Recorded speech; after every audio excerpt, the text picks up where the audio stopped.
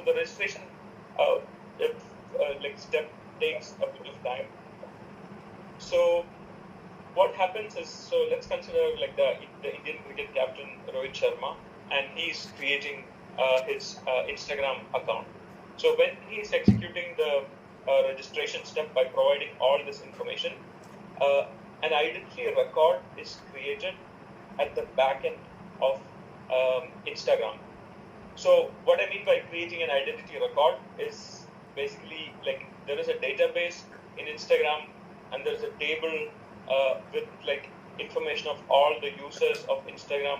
For instance, like there is information of Virat Kohli and like Janvi Kapoor.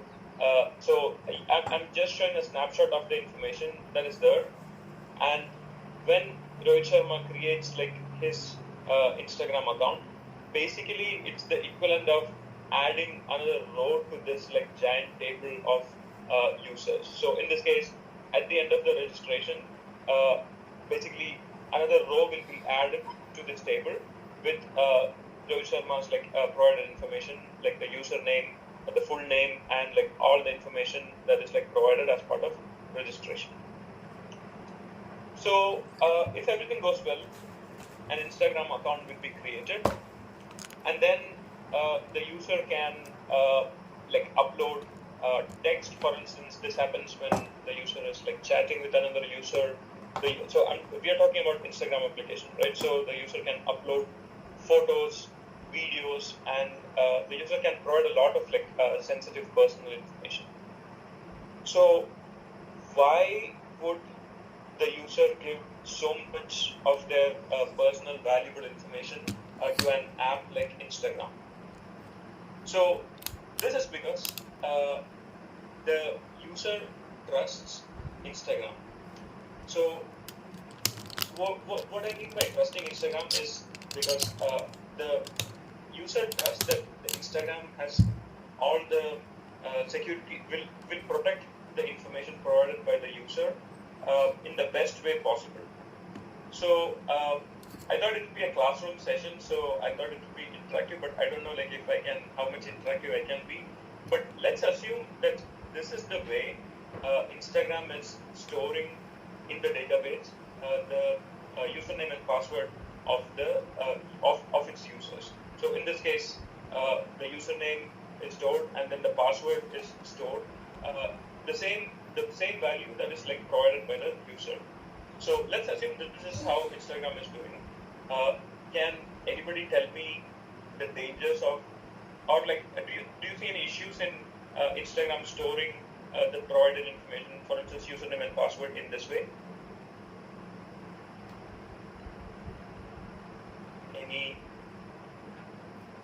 Any volunteers? So yeah, I'll keep it like this. So yeah, imagine Instagram is storing, after you register an account, the username you provided and the password you entered in its database as it is, like in this table.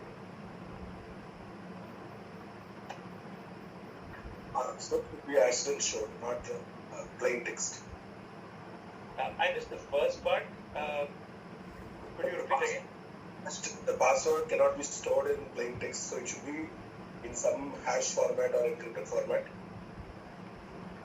I cannot see like who is talking, but yeah, the answer is like correct. So, what could you like explain like what are the dangers of storing like password in clear text, and why do we even need to hash the password?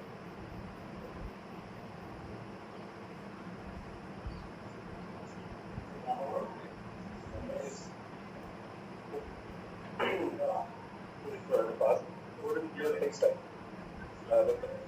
getting compromised. I think during any data breach, I think the entire set of username and password will be in the hands of the hacker or whatever who is actually doing the breach. Or even in case of non-breach condition, the database admin should be able to view the password if it is stored in clear text format. So yeah, I still cannot see like who is talking, but yeah, the answer is the answer is like correct. So let's say Instagram's database was like exposed because, as you know, Instagram is like a very popular application. So a lot of hackers try to hack Instagram servers, and then one common thing they do is basically they basically upload to, or like they basically show like what are the values stored in the database of Instagram. So as the whoever it is who answered, as they pointed out, if the hackers managed to hack Instagram and they posted the database contents, then whoever is looking at those contents will be able to see that Virat Kohli's Instagram username is like Virat.Kohli, and Virat Kohli's password is like Virushka123. So they will be able to directly go to Instagram and then like enter this username and password, and then like they will be able to log into Instagram. And if let's say Virat Kohli has like bad password hygiene, and let's say Virat Kohli is using the same username and password combination in, let's say, other applications, then the hacker will also be able to go to other applications and then provide Virat Kohli's username or email address and the same password, and they may be able to log into those apps also. So not just Instagram, but also other applications of Virat Kohli using the same password. So there are websites. So this is like very common. So there are like websites like I think it's like have I been born? So basically so basically this is like a very common occurrence. As I said, hackers will hack different websites and then like basically upload the database contents. So let's say you are not sure if any of your websites, any of the websites in which you created an account has been hacked. You can go to this website, have I been spawned, and then like enter your email address and check whether that email address was part of like a breach. So in this case, I'm going to enter like a random email address. So let's see. I'm just like trying this.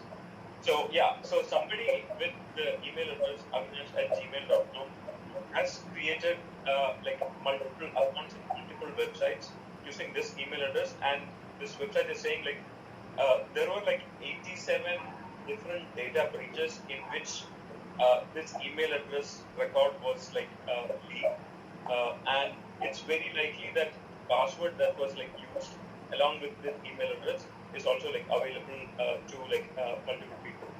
So so this is a very common occurrence. So again, going back to our presentation, the user trusts Instagram. For instance, like I have an Instagram account, and I'm sure most of you have an Instagram account. We all trust Instagram, and because like we think that Instagram is like very secure, so we definitely hope Instagram is not storing our personal information, for instance, like the username and password in this manner. And as whoever answered the question, basically the password is actually stored in the form of like a salted hash.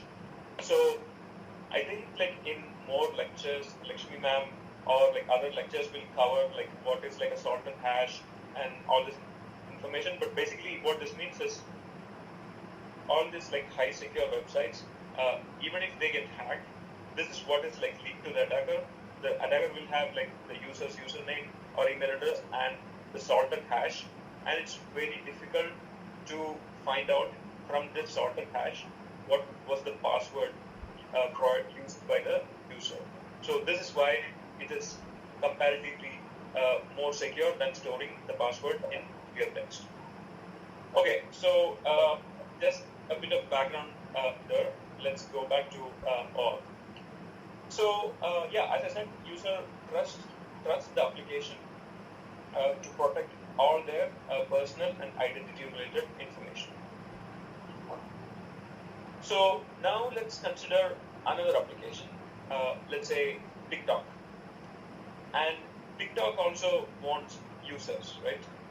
So TikTok has like so traditionally, so let's say like maybe 10 or 12 years ago, there was an application like TikTok. The application had like only one option.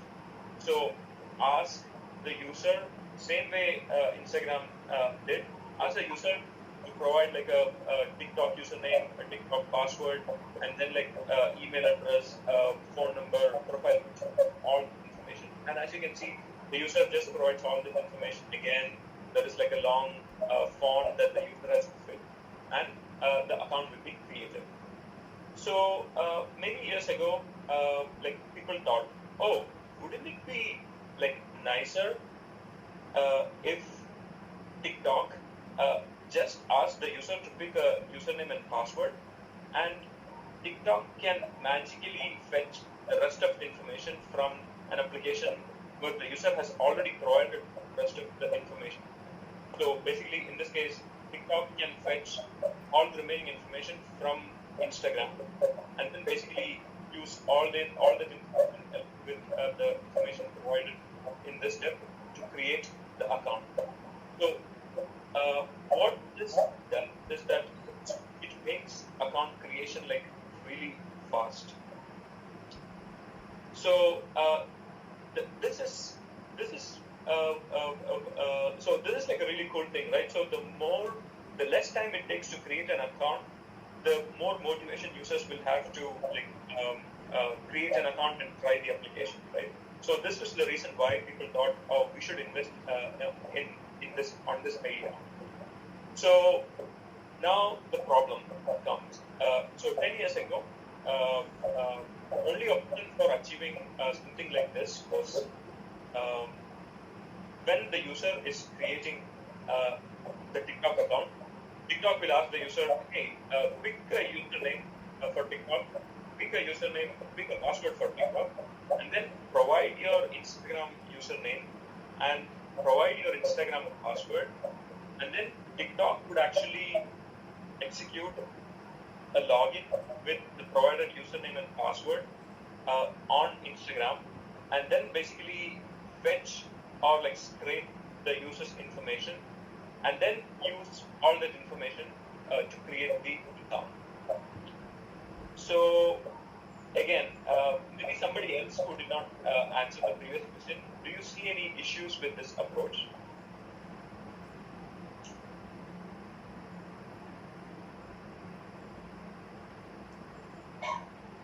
Any first year students? Because I think like some of you are like MTech students, some of you are like more experienced students, so you will have more knowledge. So I'm just curious, like to hear the thoughts about first year students, first year BTech students, or first year. Students not sitting here. I think second and third year BTech students are there, and MTech for BTech first year. Okay. Yeah. So the most junior most student.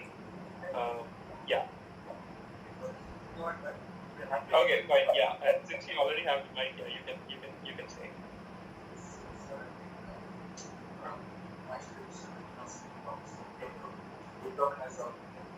TikTok has the information of our Instagram, so people from TikTok can access all the data. Provides to them and have complete access to all. So basically, you're saying so this will actually allow TikTok to fetch all the information from Instagram, and that's really bad, right? So yeah, that's like one of the answer. Any other concerns? I see someone raising their hand. So if for instance TikTok gets hacked or breached, because of that, Instagram will also get breached because there's no technical. Yeah, so that's also a very good point. So we are providing TikTok with username and password, right? So TikTok has to save it like somewhere, right? So if TikTok gets breached, then Instagram will also get breached. So as I said earlier, Instagram may be like super secure. They have done everything to protect like Instagram users' accounts. But if TikTok is insecure, then it also puts Instagram users at risk, right? So this is one issue with this. Anybody else see any other problems?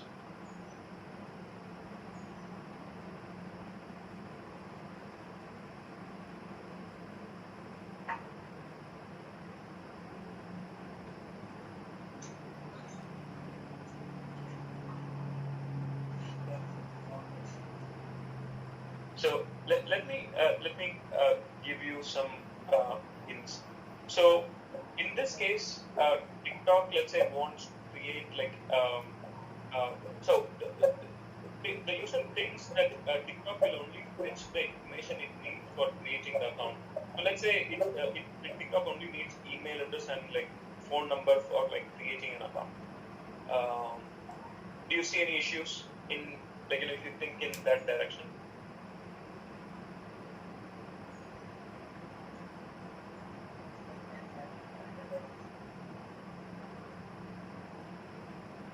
I can hear someone trying to say something, but it's not really audible.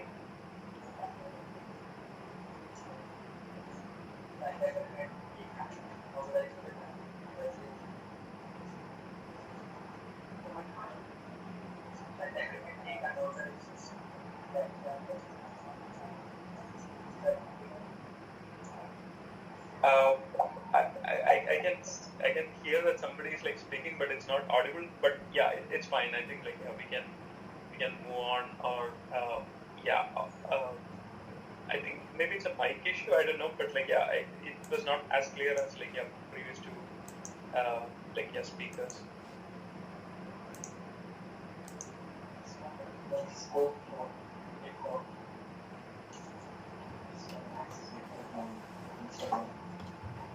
Yeah, so it's along that lines. So the user has no control over what information, or like no way to prevent like what information will be fetched from Instagram. So it's up to TikTok. Since TikTok has the username and password, like TikTok can read the user's chats, or super bad things can happen. So yeah, I think the answer was also kind of hinting in that direction. So I think we can move on. So yeah, very good answers. Basically, as we saw earlier, let's say Instagram was taking measures to protect their users by user sort fashion everything, and let's say TikTok was actually storing the username and password in plain text in their database, then it also puts Instagram at risk, right? So yeah, this is one bad thing. So people thought, okay, so this is so actually websites were actually implementing this and putting users at risk. So people started thinking, a lot of smart people got together and thinking oh, how can we solve this problem? So they thought it should be nice if the flow is something like this. So the user provides a username and a password during registration for TikTok username and password, and then TikTok has a way to TikTok provides something, and a way it requests Instagram hey, I need these information, and then Instagram provides only that information, and then an account is created with that information for in TikTok. So something like this would be nice, right? And for this to work, this something should not be the user's sensitive information like the user's password, and this something should actually only fetch the information that is needed for creating the account at TikTok, right? So this is kind of the wish to solve this problem in a nice way. So all this basically, so this is a very high level overview of the org flow. So org is actually solving this problem. So first, let's see a very high level view of this flow. So the user basically goes to TikTok and provides a username, password, and say fetch the remainder of the information from Instagram. So TikTok would actually contact Instagram because the user said go fetch the rest of the information from Instagram. So TikTok would actually contact Instagram, and what will be in this contact request? So TikTok would tell Instagram, hey, I'm TikTok, and I want a list of information, and please send all this requested information here. So this is basically like a location where all the requested information should be sent. So now Instagram would actually contact the user and ask like, hey, do you want to share whatever is provided like here? Like, do you want to share like your email address, phone number, photos, videos, and all this with TikTok? And then if the user do not want like some of this information, or if the user did not even like know that like TikTok was actually going to ask this information, they can actually reject it.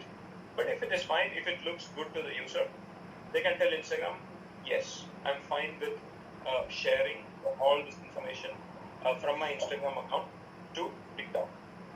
So once the user has consented to share this information with the third-party application, then Instagram would actually send all the provided information to TikTok, and then TikTok would actually use this information to create the account. So this is like a very high-level overview of the OAuth flow. So this is like not the exact flow, but like this is the very high-level overview of the OAuth flow. Any questions or like doubts?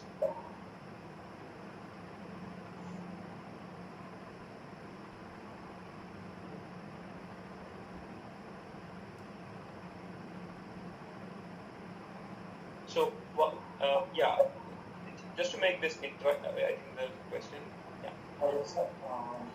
What if the user doesn't have an Instagram account? I think like people in the back end they speak, it's like somehow it's like very difficult to hear. So, but like previously when those who are like sitting in the front were speaking, I could like hear. So maybe can you come to the front and speak? I don't know if like it's because there's a mic in the room closer to the front. But yeah, if you can like. Now this is a question for him.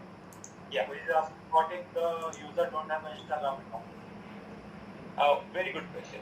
So in this case, like it wouldn't work, right? Because like the user does not have an Instagram account, so there is no information to fetch from Instagram, right? So this is why in the first step, it's actually the user who is telling TikTok like, hey, this is where like Instagram is the app where the remaining bit of the information is there, and this is the reason why TikTok contacted Instagram. So we will see like in live how this like works, and then like it will be like more clear. But let's say that the user did not have an Instagram account, and they still said like, oh, fetch the rest of the information from IG. Then when TikTok contacts like Instagram, like, hey, I want the information of this specific user, Instagram would say like, sorry, I don't have this information of the user that you are requesting, and this step where like Instagram is actually contacting the user for sharing the information, that will not happen. So in this case, when the request is made by TikTok saying like, okay, I want the information of this user, Instagram would just directly reply to TikTok saying like, sorry, I don't know that user. So we still need to have multiple usernames and passwords, sir. So that's actually a very interesting question. So I heard that question. So basically what you're saying is you still need multiple usernames and passwords, right? So here you just have so here I think you are like right. So we don't need this password here, right?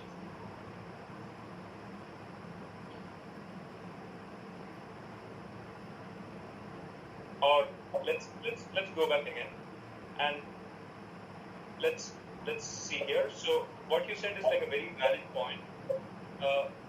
In this case, TikTok also has like a username and password. Instagram also has a username and password. So you still have multiple usernames and passwords, right? So it's actually a very good question. So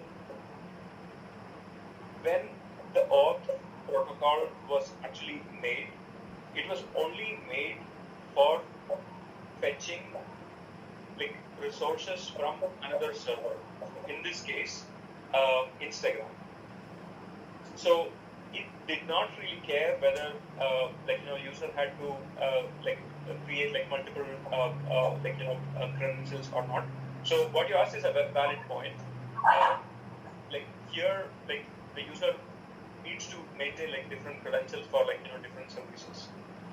So this was not the original reason why. This is not a problem for because like auth is just to fetch user information or like this user resources from another server without having to share credentials between like untrusted parties. So yeah, to answer your question, yes, you still need different credentials, but that was not the problem the auth was trying to solve. Now, this is a match between the two of you. I wouldn't say anything that is common between the two of you. Yeah, so very good question. So how are users matched between the two applications? So in this case, at this point, the user is creating an account. So TikTok does not even know who this user is. And at this point, when Instagram sends this information with the user's email address and all this information, same like what Instagram did in I think it is here, yeah, same like what Instagram did here. Basically, Instagram at the end of the registration created an identity record and stored in a database, right? So same like that.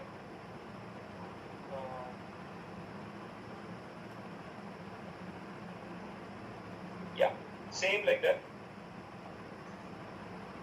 Same like that. TikTok at the end of this step would actually create an identity record with the email address and other information of the user. So next time the user is actually logging in, TikTok would actually identify them based on the email address. So you can say email is the common factor of the user shared between TikTok and Instagram.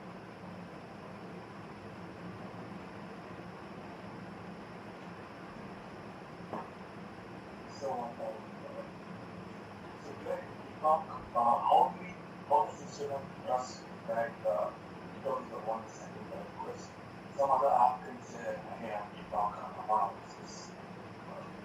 So, I really like the question. So these are like the same thoughts that even the people who made the protocol had. So how can you make sure that it's so at this point when Instagram is receiving a request, how can Instagram know that it's actually TikTok that is like sending this request and not some other application that is saying like, hey, I'm TikTok, I want all this information of the user, send me this information.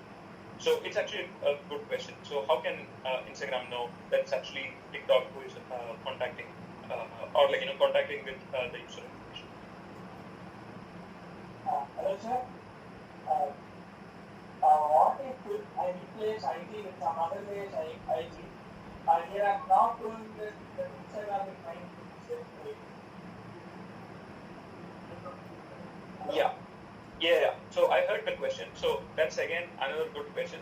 So let's say at this point the user is saying, I am like Virat Kohli, and then TikTok is like contacting Instagram saying like, hey, send me all the information on Virat Kohli, and then Instagram will basically contact like Virat Kohli. Maybe Instagram will contact Virat Kohli. Maybe Instagram will contact the user who said they are like Virat Kohli, and then they would actually say like, oh yes, I'm fine with like sharing all this information, and then Instagram would share some information, and this information can be Virat Kohli's information, or it can be the actual user's like information.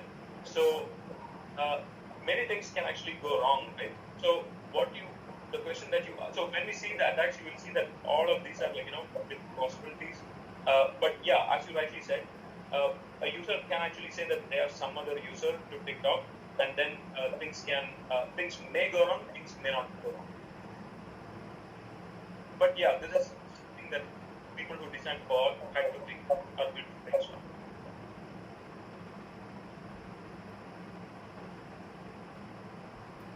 So same like how we are doing, they were sitting in a room or like in a conference room and then asking questions like, oh, what if this happens? What if this happens? Any other thoughts? Yeah, I think because of the time we can again move on. So I really like what was happening here. So this is, as I said, this is exactly what was like going on when like auth protocol was like getting like was being made. So as I said, we don't have to like you don't have to understand like all of this, but let me give you an idea of like how this discussion happens.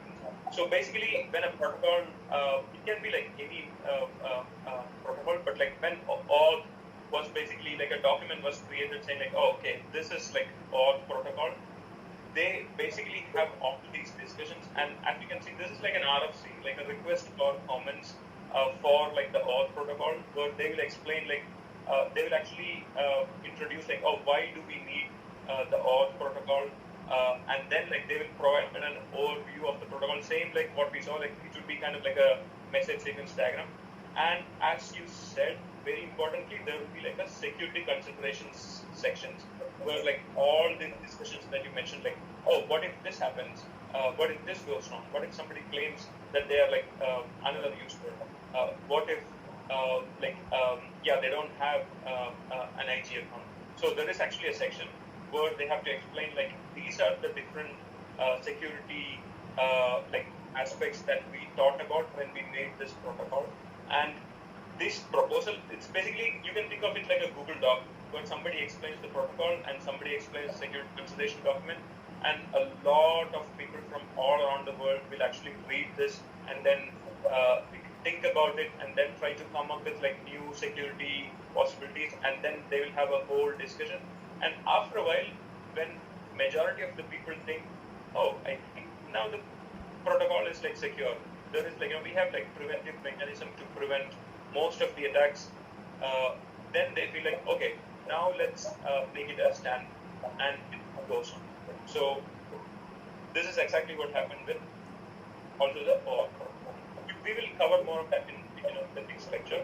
But yeah, I just wanted to give you an idea that what we are doing is very similar to what like these protocol people are also doing.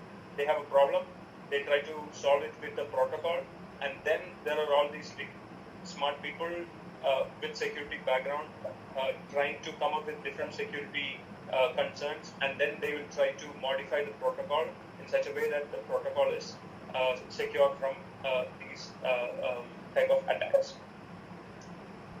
So this is a trial and error thing, right? So maybe when they initially released the protocol, they didn't think of a specific security scenario, and somebody else invented it like later. So what happened? So as you can see, if you go to the auth web page, you will see a section like security, and you can see like, oh hey, now we have like a attack. So they will provide like the details of they will provide a security advisory saying like a session fixation. We'll cover all this like in the when we cover like the security aspects of the protocol. But basically this attack was discovered like in 2009. I think like almost a year after like the auth protocol, the first version of the protocol was first released, and somebody invented like an attack on the protocol, and then like they will release an advisory saying like, hey, a session fixation attack against like this. We will cover all like what it means by the request token, approval flow, and all this have been discovered, and then they provide like what is the impact of this attack and what are the details of this attack, and they will say like, okay, so in order to mitigate this issue, we have actually revised the protocol, and then like they have provided the details of like think we'll cover this like in the next lesson. Basically, they'll update the protocol saying like, okay, now this protocol is secure from this new attack, and then they will actually modify the protocol, and then like all the implementation needs to be modified. So I think like I can actually show like a real world implementation of the protocol. So this is basically TikTok's sign up page, and as you can see, users can either like provide like create an account by providing like all this like registration info, and as I said, of this information the user may have already provided in the website. So they have like that option, or they have like the easy option, like continue with like, in this case it's not Instagram, but yeah, in this case we continue with like Facebook and continue with like Google, and in this case I'm logged into a Facebook account. So if I continue with let's say Facebook, let's see what happens.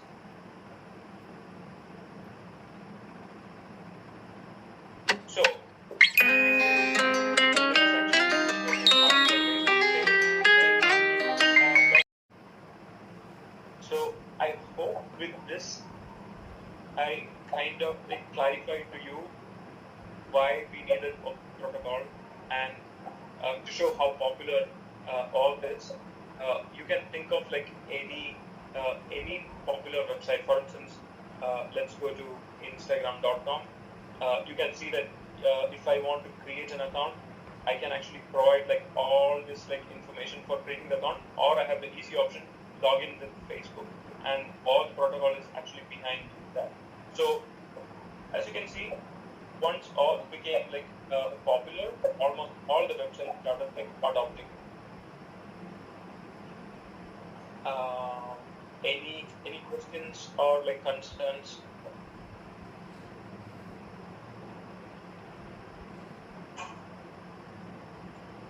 Sir, one doubt. We're not really logging into Facebook. We're just saying that continue logging into Facebook. We're not putting any password. So what if a person directly sends a request and it's already authenticated in this thing? And then TikTok can directly send a request and his own company. So if I understood the question correctly, what you're saying is, let's say I'm not logged in at Facebook. What would happen is I click like continue with like Facebook, and then I see like this warning.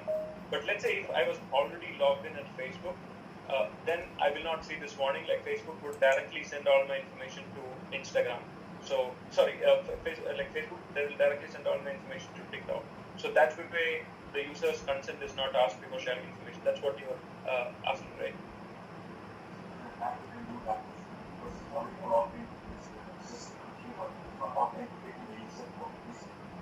Yeah. Yeah. So in this case, I'm actually logged in at Facebook. So whenever this request is being sent from TikTok to Facebook, Facebook would actually check, has this logged in user authorized TikTok before, and if it says that no, it would actually ask the consent of the user. It will not continue automatically, even if the user is logged in or not. How is OAuth different from something called single sign-on? Like you have for Google, you have single sign-on. So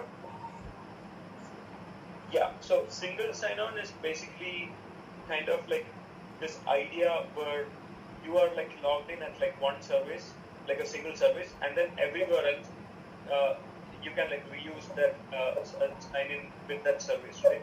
So single sign-on is basically that concept of like a single place where you are logged in, and all this actually the protocol that is used to achieve single sign-on. So all this just one protocol. There are like other protocols like which kind of like tries to achieve the same. So single sign-on is the idea, and all of the protocol to achieve that.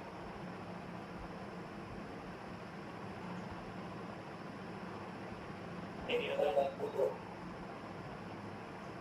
Sorry. while we use for using, let's say, Google or Facebook, then there's an individual ID that is assigned to a user, right? That ID can be shared with the user. Let's say I'm logging from TikTok and authenticating using or from Google. So Google has my advertising ID or something particular to my account. That is also shared to TikTok. Am I correct? So it's not the advertising ID, but yes, an ID is shared with by Google. Okay, so when I use something like for using MetaMask, then will my public identity from Google be associated with my MetaMask wallet? So now you're saying, so let's say, are you saying about like logging into MetaMask through your Google account, or you're saying MetaMask is like another service like Google, where like I can actually log into websites using MetaMask? Yeah, like Google MetaMask is also now providing all services. So Yeah. we can use the wallet to, instead of logging using Google, we can use the digital wallet ID and the private key that we have registered to sign into whatever app we are trying to. Yeah. So will ID be generated and associated with the MetaMask wallet? So let's say in MetaMask you are using the same email address as your Google account. So in that case, TikTok will know that okay, this user has connected a Google account and MetaMask account, and both of these have like both of the services provided like different IDs, but along with the user information that was sent, the email address was common between these two accounts. So that way, TikTok will know that it's actually the same user, but like two different accounts of the same user.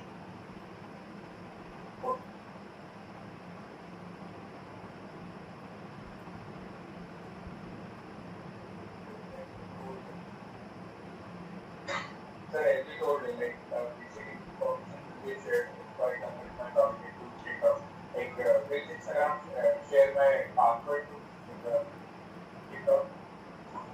So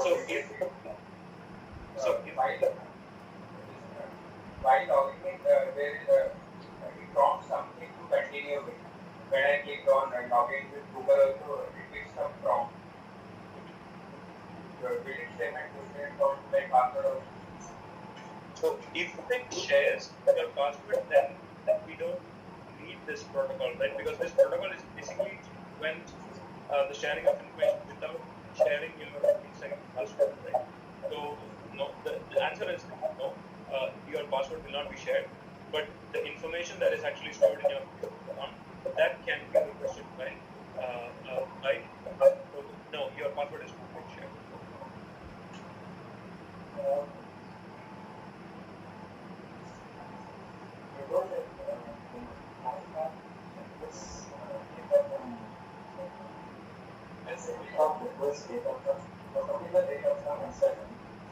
Does Instagram provides that particular scope, access to that particular scope for a long time or not? No, that's a good question. So let's say I authorize TikTok to access my Facebook information. How long can TikTok like fetch this information, right? So it again depends on the org implementation, but like in most of the cases, as long as I revoke TikTok from accessing my Facebook account, TikTok will be able to access that specific information like as long as we wish. Sir, we have one more question. Question is why competitor, like they will have a connectivity like TikTok and Instagram, why they will connect to have more authentications? I don't know who asked that question, but like very good question. So why would like Instagram, as you can see, like now Apple is also doing this, and like somebody mentioned like MetaMask is doing this. So why is Facebook, Google, and all these companies doing this, right? So they're definitely not doing this for the benefit of like humanity or anything, right? So okay, before I answer that question, I wanted to know if somebody in the room, like students, knows the answer to this question.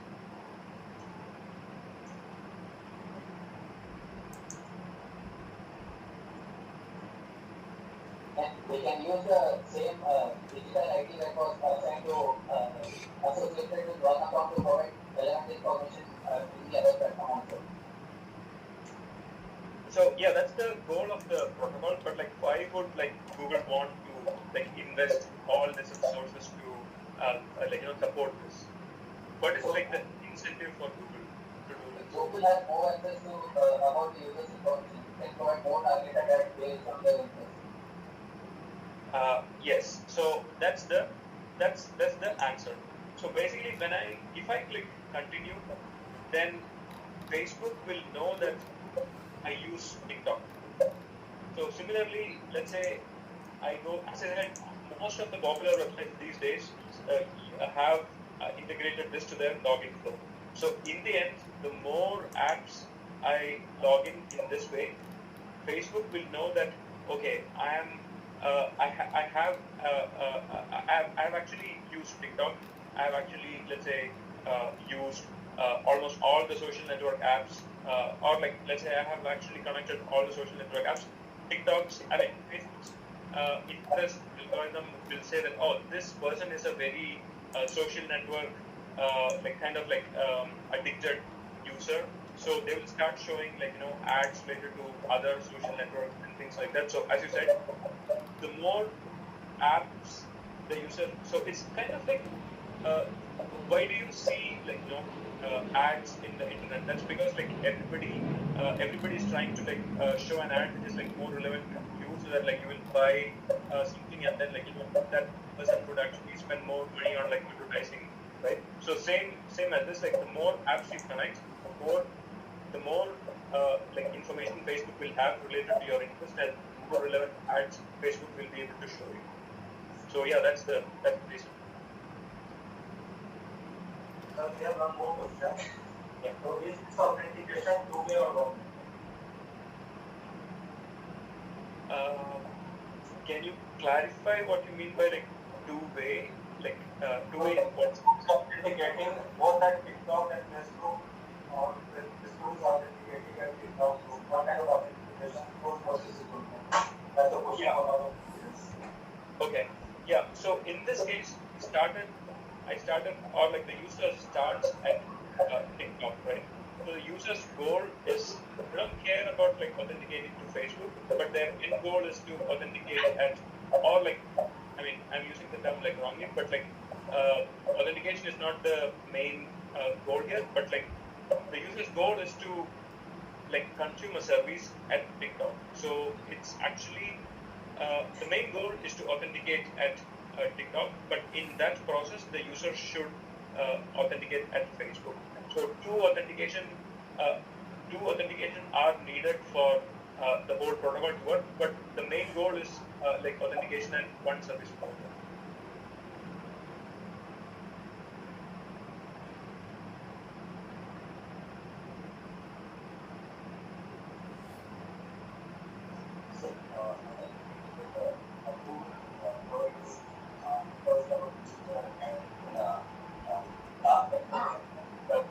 What is the goal of using MetaMask for Facebook? So MetaMask's use case is actually kind of different. So they are also trying to act like Google and Facebook, where user has already created an account there. So so whatever website you go, you can actually create an account with MetaMask, right? So so another main thing that people used to do is when cryptocurrencies were getting popular, websites would actually initiate an authentication with MetaMask and check whether the flow is actually working. So that way they detect that this user that is actually visiting their website is actually the owner of MetaMask wallet, and potentially they have cryptocurrencies and all this, right? So yeah. So, but to answer your question, in this case, MetaMask is also trying to achieve the same. They are actually trying to act as an identity provider, so that people would actually use MetaMask not just for buying bitcoins or anything, but also for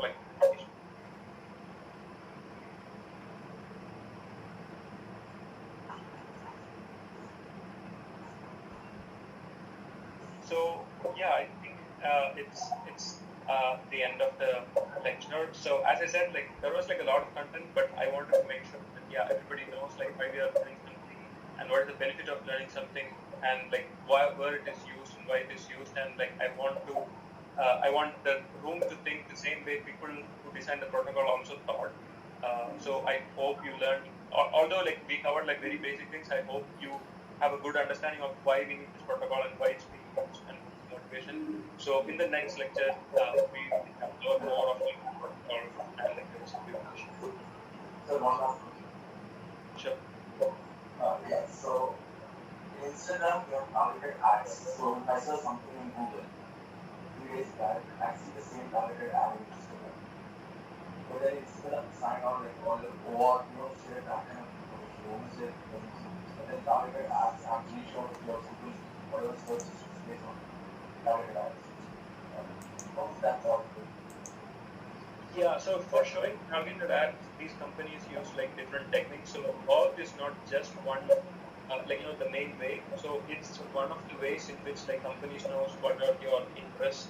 So let's say I have let's say logged into KFC, McDonald's, and all these websites using my Facebook account. Facebook knows that okay, this person is like potentially a junk food addict, right?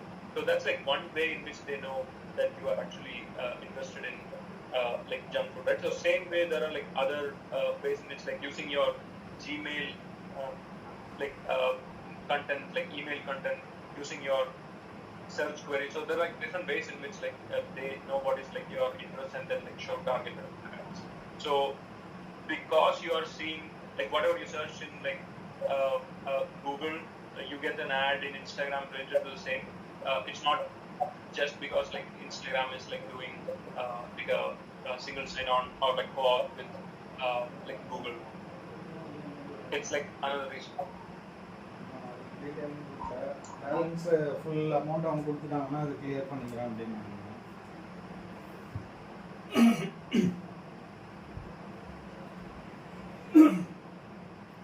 So yeah, I guess we can end here.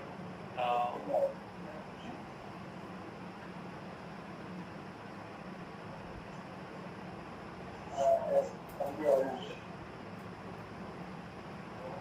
We are very, very happy that you came last week and had an interaction with our students. I'm so very happy that today we recorded a very nice interactive session. It's a very relevant topic because earlier students have a course on security components. And actually more interactive sessions. As a kind of topics, we can come out of it. It's a combination of this. One more session. Yeah, we can do it like next week, depending on like the students availability. But yeah, let's. Thank you very much on all the students.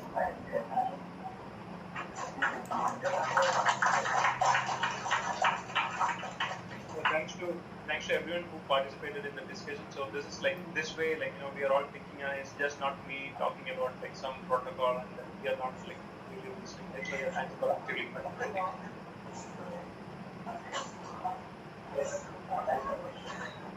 Okay.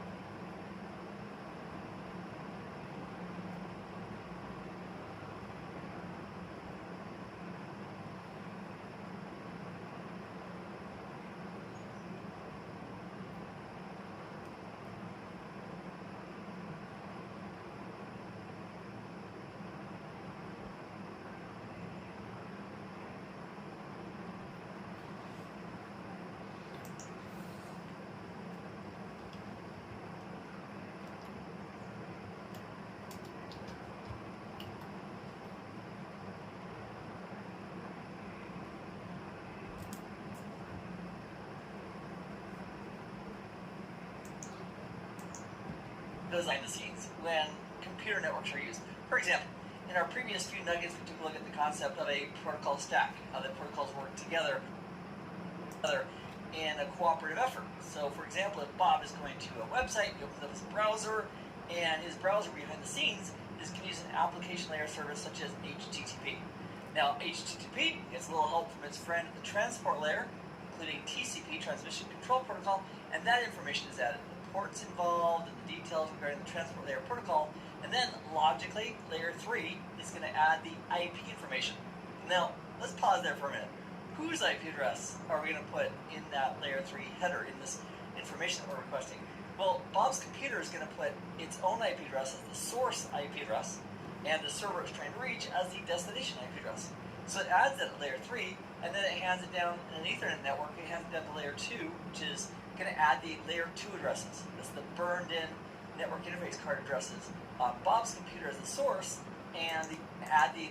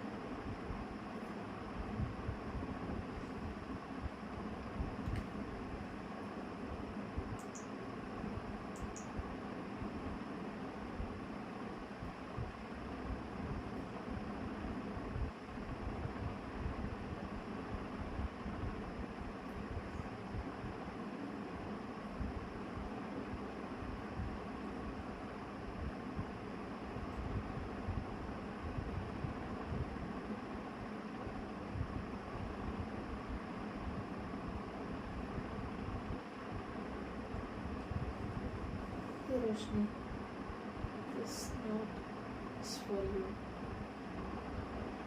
எப்பவுமே யோசிச்சேன் இப்போ எப்படி move பண்ணணும் உட்காந்து அவ்வளோ நேரம் எப்படி வேலையை முடிப்போம் it's challenging how will I not get distracted எல்லாம் யோசிச்சிட்டே இருப்பேன் கஷ்டம் தான் many have that difficulty but I'm here to tell you that you can do it.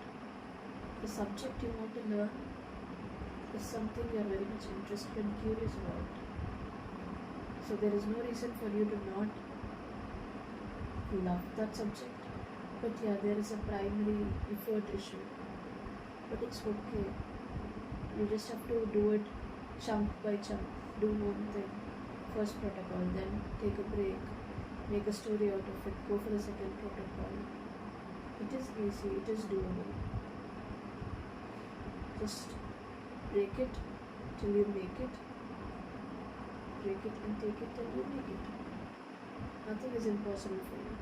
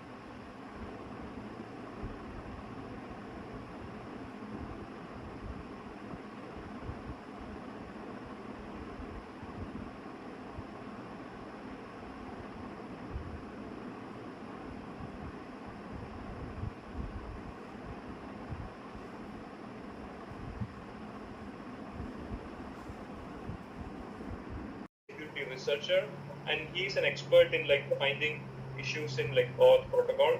And just want to show you, like, he made this like tweet like recently. So he's basically saying like, this is the summary of what I did in 2023. He found like 14 different security bugs, and most of them are related to OAuth, and he made around like $450. That's kind of, I think, almost similar, like as close as like 3 crore rupees. And his goal for 2025 is to like, learn more and then like earn more. So yeah, this is the limit. I would say like this is the maximum limit that you can reach just by like listening to the lecture and like knowing more about this protocol. So I hope I have like kind of like inspired you to like listen to the lecture and like learn more about this protocol. So yeah, I would say like in this lecture we'll just be covering the first part on like why OAuth. So why OAuth? So let's consider a user and an app. So in this case, I'm a bit biased.